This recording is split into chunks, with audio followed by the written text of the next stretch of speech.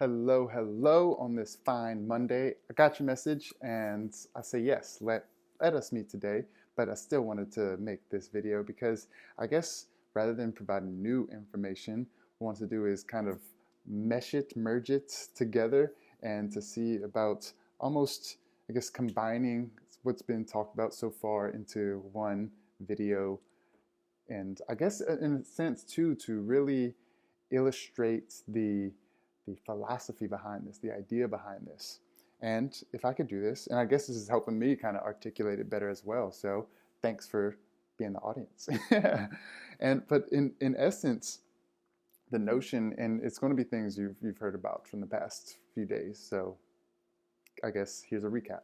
But in essence, the notion is this: is that we have an essence behind who we think we are, behind this persona that is so much more, that is so much more dynamic and flexible and invincible than we recognize.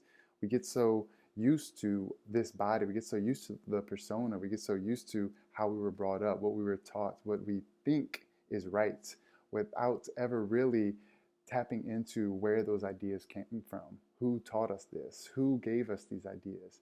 We're used to, we were taught, we were brought up, this is how things are. Fall in line or you don't fit into our mold of society. So we kind of get crafted and created and molded some type of way without actually tapping into ourselves and to say, is this right for me? Is this who I want to be? Is this who I decide to become and that I want to lead? Is this the path that I want to be on? And so we get caught up in this way of living without really recognizing that we have ultimate control. We tend to think that what we see on the surface level is who we are.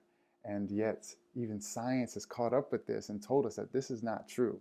Matter as we see it, this shirts, this skin, this body, this poster, everything that we see is made up of tiny little atoms, and those atoms are mostly empty space. Science can confirm this, that we are mostly empty space.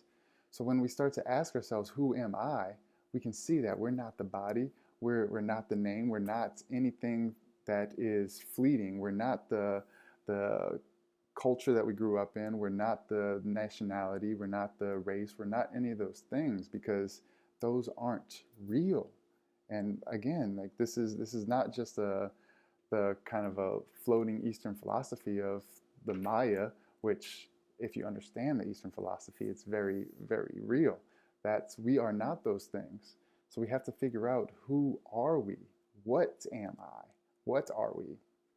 And when especially coming down to, if everything is empty space, then who is the thinker? The thinker must be empty space, because we can't confine ourselves to our brain, even, because if that is so, then where is our consciousness in our brain? Where is the thinker that we claim ourselves to be in the brain? And you can't find it in the brain. You can dissect the brain, you can see where central parts of thinking take place, where they light up in the brain, but they are not the brain. So we could say that we think with the brain, but the brain does not think. So it's recognizing of who and what is this consciousness. And that's where the notion of know thyself comes into play. Because if we don't know ourselves, then we are victim to the external realities that dictate how we think. We have the ability to think. We have the ability to be creative with our thoughts. But if we are not using that in a way that is constructive to a person, to an idea, to a future that turns into a now, then we are just kind of being blown in the wind like a leaf without anywhere to go. And wherever the wind takes us, we go. But we have that creative power. And so we need to see, like, so what really is that power?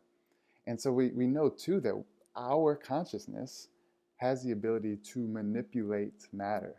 And this has been shown in science too. This is not just a new age thinking philosophy. This is real, that we know that the observer in this empty space that creates the atom has the ability to manipulate the frequency of that empty space which alters the makeup of those atoms.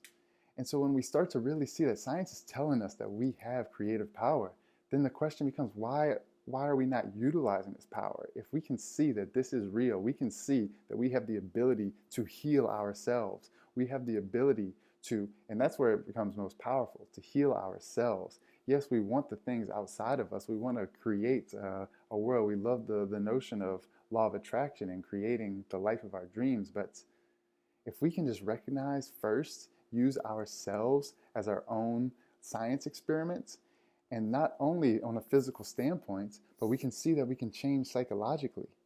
We've had beliefs, we've had thoughts that of the past that no longer serve us, and we can see that if we can change our thoughts about a thing, then that thing is not absolutely true, but relatively true. You may see that about a person you may have used to not like, but if you can change your idea about that person and begin to like them, then that thought was not absolutely true. It was relative to the time. And so bringing this to our psychological state, not only in that regard, but within ourselves. So do we have certain levels of hate, of envy, of lust, of any type of lowly feeling or lowly type of vibratory states that holds us in a less than ideal thinking pattern? Well, we can see that we have the ability to rid ourselves of that. And if thinking of the notion of forgiveness, that is what forgiveness is, to release that from our vibrational pattern, to get that out of us into a higher elevated state. So what is that opposite of envy? I guess it's appreciation and allowing that. And that just come off the head. I don't know what the precise opposite of envy is, but I would think that really appreciating and being happy for the individual that has the thing rather than having envious ideas, jealous thoughts of it. And so what this is coming around to is then the question of how can we start to better understand ourselves? And that's when the practice of, and know thyself, that's when the practice of meditation is so important. When we can start to rid ourselves from the 5 sensory input, that was 10, but 5 sensory input, then we can start to see what is behind the senses, what is back of the physical world perception. And when we start to do that, and it's just our mind, there is no physicality when we get into our mind. And so when we can start to navigate our mind and see where the shortcomings are and have the ability to face our flaws, have the ability to see the things that are not serving us, the things that are bringing us down, then that allows us to elevate, that allows us to cleanse our soul, that allows us to be our own savior. And depending on which texts you look at, which study, which way of enlightenment you look at, that is the idea. The idea is for us to be able to save ourselves, for us to be able to liberate ourselves from our own suffering. And that is what the basis of everything is, to end suffering. We seek it from external pleasures, from external situations and things, but those are so fleeting. So we even on the lowest level, not lowest, but let's just say you binge eat some ice cream, and it's like in that moment you feel like you're running away from your problems, but the moment the ice cream's gone, your psychology is the same. We still have the same problems. We might go watch a movie just to escape what we're feeling inside of our head, but the moment that movie's over with, we still have the same mind, and perhaps even a lesser mind, depending on what we're watching. So the idea is, rather than trying to just put a Band-Aid on a you get a compound fracture and you're like, can I have a Band-Aid? It's like, that's not going to cut it. It's like, we need to get to the roots of the thing. And we know that with diseases as well. Like if you have a constant acid reflux and you're just popping those pills to make it go away, it's like, well, why don't we address the cause of it and get to that? So it's the same thing with our psyche. And the psyche and psychology, having those two words, psyche and logos, the primordial roots of that is like psyche meaning the human spirit and logos meaning understanding. So true psychology is understanding the human spirit. We have to understand ourselves, and clearly that is separate from our physical self. And clearly that we cannot soothe the physical self we cannot soothe the spiritual self purely through the physical self. We need to learn how to navigate the mind, to cleanse ourselves, to heal ourselves, to end our suffering. And that's what the meditation is about. That's what this practice is about. That's what I feel is so important for people to start to grasp and understand, because I can promise you that distracting only compounds the pain. The distraction only buries it deeper and deeper. And ultimately, that suffering is looking to escape. That suffering is looking to no longer be a part of us. Because what we want is to be the lights, because that is who we are at our roots. And we want to remember that. And everything about us is screaming, you are worthy, you are divine, you are everything that you are seeking. Just look within, I'm right here.